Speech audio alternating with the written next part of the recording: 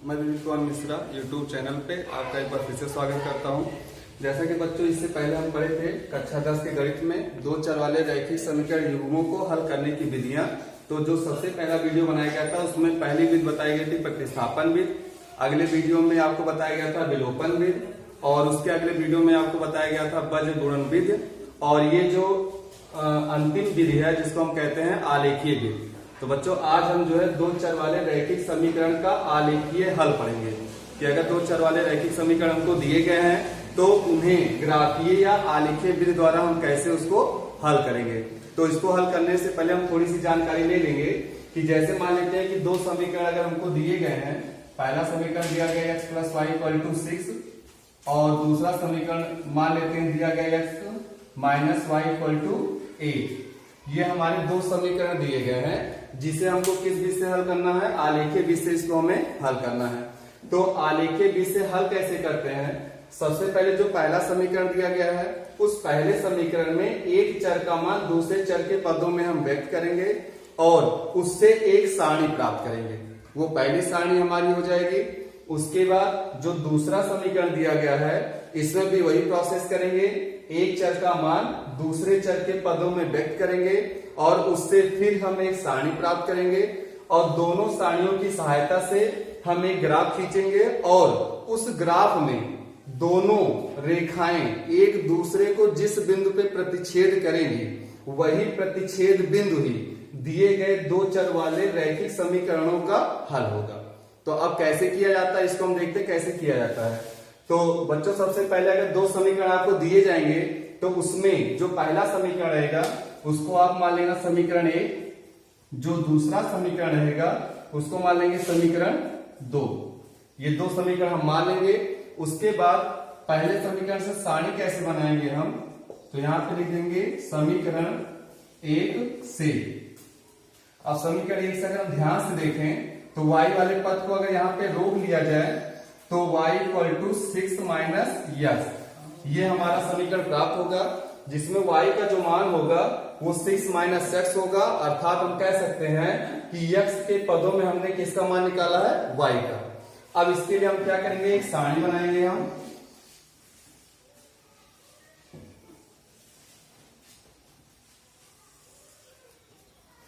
सारणी के ऊपर वाले कॉलम में लिखेंगे x और नीचे वाले कॉलम में ये समीकरण लिखेंगे जो हम प्राप्त किए हैं।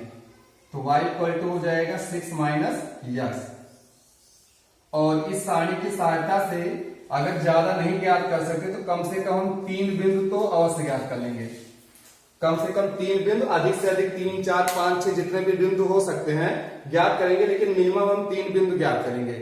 अब ज्ञात करने का प्रोसेस इसका कैसे होता है, x के जो भी मान हम रखेंगे वो अपनी इच्छा अनुसार चाहे जो रखेंगे, लेकिन उसके लिए हमको ये ध्यान देना है कि x के ऐसे मानों को रखा जाएगा जिससे y के जो मान हमारे हो या तो 0 प्राप्त हो और या तो धनात्मक प्राप्त हो। बस ये चीज हमको ध्यान देनी है। और अगर इसको और सरल बनाना चाहें तो इसमें x का सबसे पहला जो मान हम लेंगे वो 0 लेंगे। x का सबसे पहला मान अगर हम 0 लेते हैं तो ये x का जो 0 मान है इसको अगर हम इस समीकरण में x के स्थान पे रखें तो यहाँ पे आएगा हमारा y = 6 - 0 और 6 में से 0 घटाएंगे तो y का मान जो हमारा आएगा वो 6 आ जाएगा।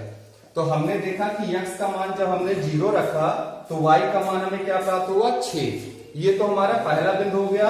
लगभग जितनी भी सारणियां आप प्राप्त करेंगे उसमें x का जो पहला बिंदु रखेंगे वो 0 रखेंगे और फिर देखेंगे क्या x का मान 0 रखने पे y का मान धनात्मक आ रहा है कि नहीं।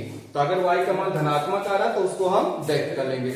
उसके बाद जो तीसरे कॉलम में बिंदु हम प्राप्त करेंगे उसमें प्रयास करेंगे कि x के ऐसे मान लिखें जिससे y का मान हमारा 0 प्राप्त हो जाए। तो हम देख रहे हैं कि x का मान अगर हम यहाँ पे 6 रख दें तो हम देख रहे हैं कि y का मान हमारा 6 - 6 कितना आएगा, 0। तो x का मान यदि यहाँ पे हम 6 रख दें तो y का मान जो निकाला जाएगा समीकरण से तो 6 - 6 और y का मान कितना आ जाएगा, 0 आ जाएगा। इससे हमको फायदा क्या होगा, जब भी कोई रेखाएं खींची जाती हैं तो हम देखते हैं कि रेखाओं पे अनंत बिंदु होते हैं, लेकिन दो बिंदु ज्यादा महत्वपूर्ण होते हैं, एक प्रारंभिक होता है और एक अंतिम होता है। और इस प्रारंभिक और अंतिम बिंदु के बीच में जो रेखाएं बनती हैं उस पे अनंत बिंदु होते हैं। तो अगर हम प्रारंभिक बिंदु निकाल लें और अंतिम बिंदु निकाल लें तो अनंत बिंदु जितने भी होंगे वो सब इन्हीं रेखाओं पे ही स्थित होंगे, उसे हमें व्यक्त करने की कोई आवश्यकता नहीं है। तो इसीलिए हम प्रयास करेंगे कि जो प्रारंभिक बिंदु हो उसको निकाल लिया जाए, जो अंतिम बिंदु हो उसे निकाल लिया जाए। और निकाला कैसे जाएगा? प्रारंभिक बिंदु के लिए x का मान 0 होना चाहिए, y का मान समीकरण के अनुसार निकलेगा, और ये जो अंतिम बिंदु है इसके लिए y 0 होना चाहिए, और y 0 करने के लिए x का मान कितना होगा वो हम समीकरण के आधार पे निकाल लेंगे। अब उसके बाद हम इसमें एक बिंदु और निकालेंगे कि x के मान चाहे जो रखें। तो अगर यहाँ पे x के मान हम 2 रख देते हैं तो y का मान अगर हम ध्यान से देखें तो y बराबर 6 माइनस 2, और 6 में से 2 घटाएंगे तो कितना आएगा? 4। तो हमने देखा कि समीकरण ए की सहायता से हमने एक सारणी प्राप्त की जिसमें हमें 3 बिंदु मिले। पहला बिंदु 0,6, दूसरा 2,4 और तीसरा 6,0। अब ऐसे ही हम समीकरण 2 की सहायता से फिर से एक सारणी प्राप्त कर लेंगे।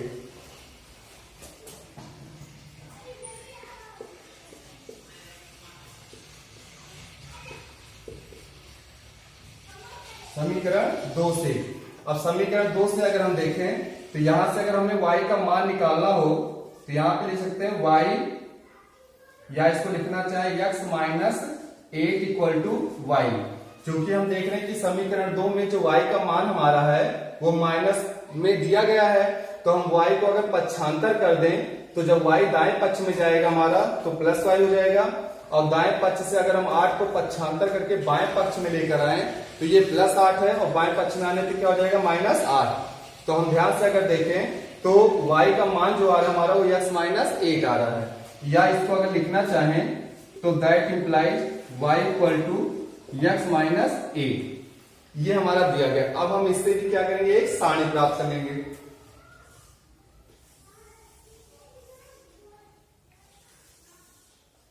ऊपर वाले कॉलम में x लिखेंगे और नीचे वाले कॉलम में लिखेंगे y equal to x minus 8।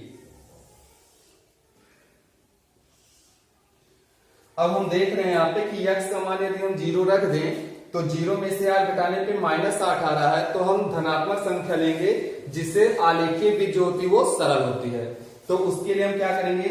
x का जो भी मान रखेंगे, पहले हम x का क्या रखेंगे? 8। तो x का मान यदि यहाँ पे 8 रखा जाए तो हम देख रहे हैं 8 में से अगर 8 घटाते हैं तो y का मान कितना आता है? 0 आता है। उसके बाद x का जब अगला मान हम रखेंगे तो x बराबर हम 9, 10, 11, 12 कुछ भी रख सकते हैं। तो हम यहाँ पे x बराबर क्या ले रहे हैं? 10।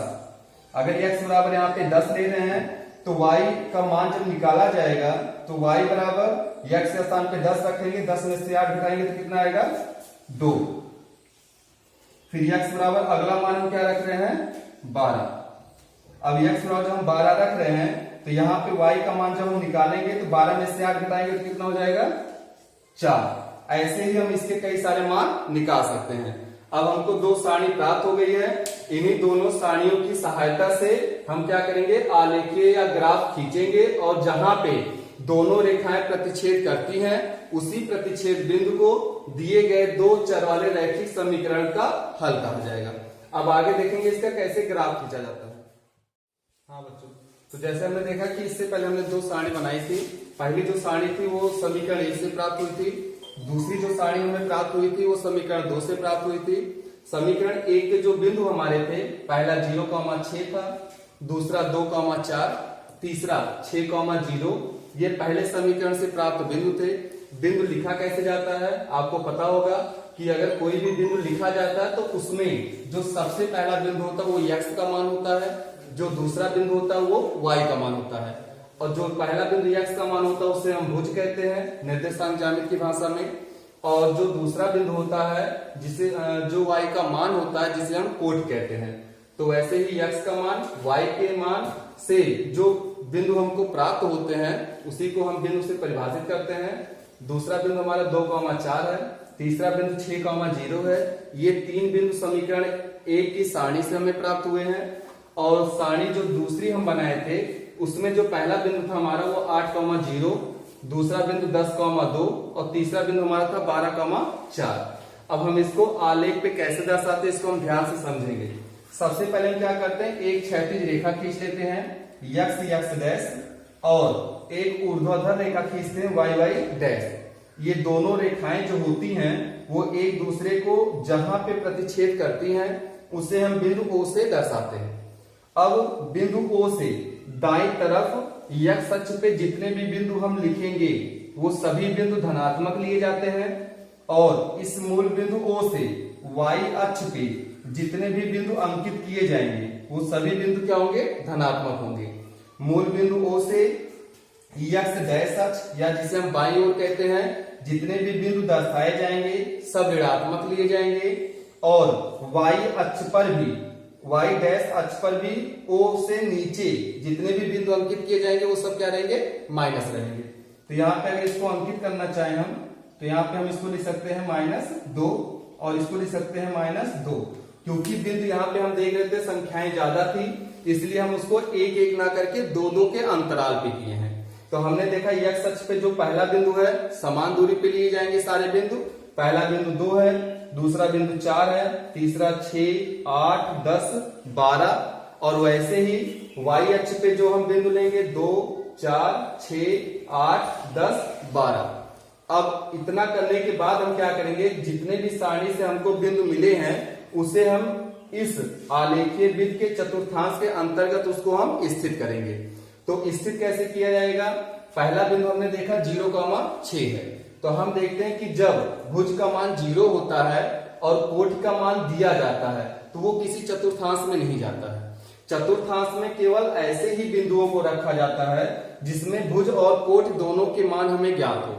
अगर भुज और कोटि दोनों के मान में किसी का भी मान अगर 0 है तो वो चतुर्थांश में कभी भी रखा नहीं जा सकता है। वो किस पे जाता है, वो हमेशा अक्ष पे जाता है। अगर भुज का मान 0 है तो y अक्ष पे जाएगा, अगर कोटि का मान 0 है तो x अक्ष पे जाएगा। तो हम देख रहे हैं कि जो पहला बिंदु हमारा दिया गया 0,6 है, इसका मतलब भुज का मान 0 है तो ये बिंदु कहा जाएगा y अक्ष पे। अब अगर y का मान धनात्मक है तो ये y अक्ष की धनात्मक दिशा पे रखा जाएगा, और अगर कोटि का मान ऋणात्मक है तो वो y डैश की ऋणात्मक अक्ष पर लिया जाएगा। तो हमने देखा कि y का मान हमारा क्या है, 6 है जो कि धनात्मक है, तो y अक्ष पे लिया जाएगा। तो हमने ये बिंदु दर्शाया है 0,6। ये पहली सारणी के पहले बिंदु को हमने आलेख में दर्शा दिया है। अगर हम चाहें तो इसको कोई बिंदु मान सकते हैं लेकिन कोई आवश्यकता नहीं है। अब दूसरा बिंदु अगर हम देखें 2,4 है, तो जो पहला बिंदु है वो x अक्ष पे चली गई दूरी दर्शाता है, जो दूसरा बिंदु है वो y अक्ष पे चली गई दूरी दर्शाता है, लेकिन कहां से दर्शाता है, मूल बिंदु O से दर्शाता है। तो जो पहला बिंदु हमारा 2 है वो x अक्ष पे चली गई दूरी है, तो हमने देखा मूल बिंदु से x अक्ष पे चली गई दूरी हमारी क्या है, 2 है। ये हो गया। अब मूल बिंदु O से y अक्ष पे कितनी दूरी हमें लेनी है, 4। तो हम देख रहे हैं कि मूल बिंदु O से y अक्ष पे दूरी हमारी 4 क्या है, ये है। अब हम क्या करेंगे, x अक्ष पे 2 है तो 2 के ऊपर जाएंगे, और ये y अक्ष पे 4 है इसके सामने जाएंगे। जहां ये दोनों रेखाएं काटती हैं उसी को हम बिंदु मान लेंगे, और उसी बिंदु का जो निर्देशांक हमारा होगा वो हो जाएगा 2,4। ये हमारा क्या हो गया, दूसरा बिंदु हो गया। इसी प्रकार से हम तीसरे बिंदु को जब आलेख में दर्शाएंगे तो उसमें हम देख रहे हैं कि 6,0 ये हमारा बिंदु है जिसमें भुज हमारा क्या है, 6 है, और कोटि क्या है, 0 है। तो हम कह सकते हैं दिया गया बिंदु कहाँ होगा, x अक्ष पर होगा। क्यों x अक्ष पर होगा, क्योंकि भुज का मान क्या है, धनात्मक है। अगर यही भुज का मान यहाँ पे ऋणात्मक होता तो वो कहाँ रखा जाता, x अक्ष की ऋणात्मक दिशा में, जिसको हम क्या कहते हैं, x डैश अक्ष। अब 6,0 जो हम रखेंगे x अक्ष पे, तो हम देख रहे हैं कि मूल बिंदु O से x अक्ष पे चलेगी दूरी कितनी है, 6 है, तो 2, 4, 6 इस बिंदु को हम अंकित कर लेंगे। y अक्ष पे दूरी 0 है इसलिए y अक्ष पे इसको दर्शाया नहीं जाएगा। तो तीसरा बिंदु हमारा कहाँ अंकित हो गया, यहाँ पर अंकित हो गया, और इस बिंदु का निर्देशांक हमारा क्या आया, 6,0 आ गया। तो ये पहले सारणी के तीनों बिंदुओं से प्राप्त हमारी क्या हो गई, रेखा हो गई। अगर इस रेखा को हम दर्शाना चाहें तो इसको लिख सकते हैं P, और यहाँ पे इसको लिख सकते हैं हम Q, P और Q। तो P Q से जाने वाली हमारी क्या हो गई, पहली रेखा हो गई, जो कि हमको किससे प्राप्त हुई है, जो पहली सारणी थी उस सारणी से जो हमने 3 बिंदु लिए थे उन बिंदुओं की सहायता से हमने पहली PQ रेखा प्राप्त कर ली। अब ऐसे ही हम क्या करेंगे, दूसरी सारणी से जो बिंदु हमारे प्राप्त हुए हैं, जो हम बताए थे, पहला बिंदु 8,0, दूसरा बिंदु 10,2 और तीसरा बिंदु 12,4। अब इसे भी हम क्या करेंगे, आलेख में दर्शाएंगे। तो पहला बिंदु हमारा क्या है, 8,0 है। तो हम देख रहे हैं कि 8,0 है तो कोटि का मान 0 है और भुज का मान कितना है, 8 है। तो इसका मतलब ये कहा जाएगा बिंदु हमारा x अक्ष पे जाएगा। अब हम मूल बिंदु O से कितनी दूरी चलेंगे, 8। तो 2, 4, 6 और ये 8, ये हमारा बिंदु हो जाएगा 8,0। तो ये पहला बिंदु हमारा हो गया 8,0। दूसरा बिंदु हमारा क्या है, 10,2। तो x अक्ष पे कितनी दूरी लेंगे हम मूल बिंदु से, 10। तो 2, 4, 6, 8, 10, ये हमने 10 ले लिया। y अक्ष पे हमारी कितनी दूरी है, 2। तो y अक्ष पे हम लेंगे 2।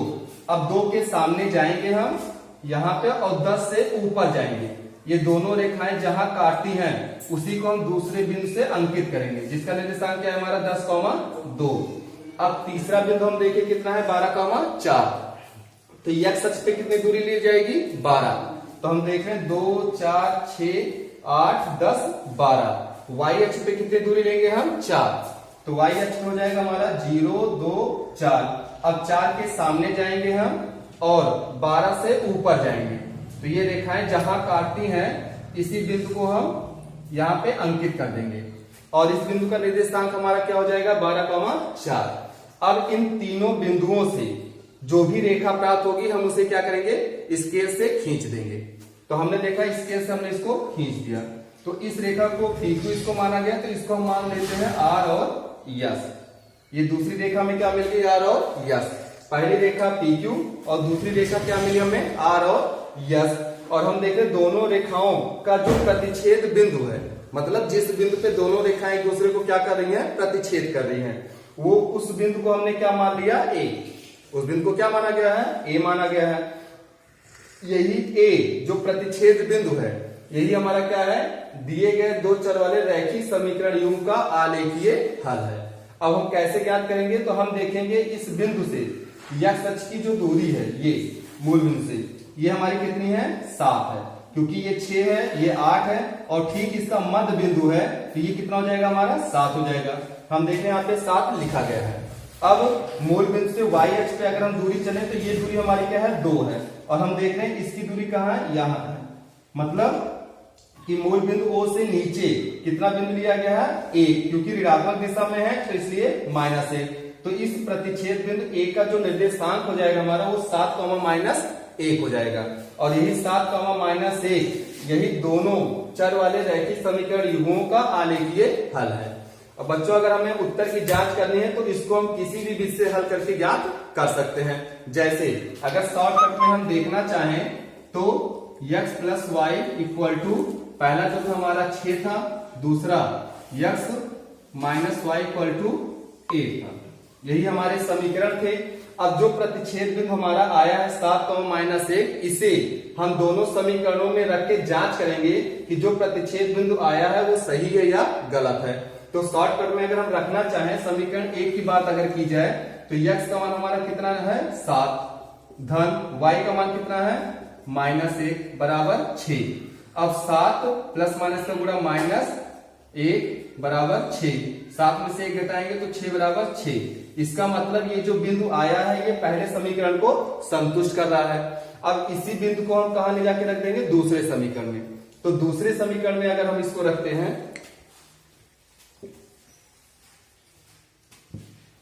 दूसरे समीकरण में अगर रखेंगे, इसमें अगर रखा जाए तो x का मान हमारा कितना है, 7, माइनस का चिन्ह लगा है यहाँ पे। उसके बाद y का मान कितना है, -1 बराबर 8। अब हो जाएगा 7 माइनस का गुणा क्या हो जाएगा, +1 बराबर 8। 7 में जोड़ेंगे तो 8 बराबर 8। इसका मतलब जो 7, -1 हमारा प्रतिच्छेद बिंदु आया है ये दोनों समीकरणों को संतुष्ट कर रहा है। इसका मतलब ये होगा कि जो भी मान हमारा निकाला गया वो क्या है, सही है। सही क्यों है, क्योंकि 2 चर वाले रैखिक समीकरण युग्मों में x और y के ऐसे मान जो दोनों समीकरण को संतुष्ट करते हो वही उस रैखिक समीकरण युग्म के हल कहे जाते हैं। तो इसी विधि से हम क्या करेंगे, आलेखीय विधि से हमको किसी भी प्रकार का अगर दो चर वाला रैखिक समीकरण युग्म दिया गया है तो इसी विधि के तहत आलेखीय विधि द्वारा हम उनका हल ज्ञात कर सकते हैं। तो हमें लगता है बच्चों आपको समझ में आ गया होगा। अगर इसमें कोई भी समस्या आती है या कोई भी ऐसा दो चर वाला रैखिक समीकरण युग्म होता है जिसको आप आलेखीय विधि से हल नहीं कर पा रहे हैं या कोई समस्या उसमें आ रही है तो आप कमेंट की सहायता से इस YouTube चैनल के माध्यम से हम इनसे पूछ सकते हैं और जो भी समस्या होगी उसका निस्तारण हम अगले वीडियो में करेंगे। तो बच्चों इसको आप घर पे तैयार कीजिएगा। इसी से संबंधित हम केवल 2 क्वेश्चन आपको दे रहे हैं, आप उसको भी लगाइएगा। अगर कोई समस्या होगी तो अगले वीडियो में हमसे पूछिएगा। x plus y equal to 10, x minus y equal to 2। दूसरा क्वेश्चन है 2x plus y equal to 6, 4x plus y equal to 8। तो ये 2 क्वेश्चन बच्चों आपको दिए गए हैं और इन दोनों क्वेश्चनों का जो हल है आपको वो आलेखीय विधि से हल करना है। धन्यवाद।